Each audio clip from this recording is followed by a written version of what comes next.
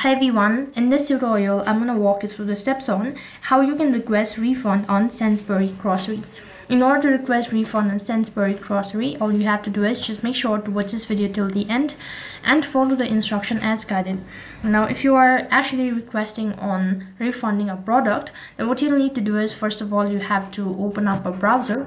Now there's no such direct way of doing it, so however you can contact the support team and state about the issue. And on the web address bar you need to paste in the link that is help.sainsbury.co.uk, and it's going to directly take you to the exact page where you can actually fill out the request or petition. So over here you'll need to scroll on a bit. You'll be able to find the field where you can actually go ahead and enter in or put in the order number. As soon as you do that, that's gonna just direct you to the order information page, and there you can just go ahead and tap on the request refund button, and then you can state about the issue why you're actually refunding the product, and accordingly there will be some points mentioned stating that what sort of items and products should be in it in order to return the product. So that's basically how you can request for refund on Sainsbury's Grocery. That is all for this video. I hope the video was helpful.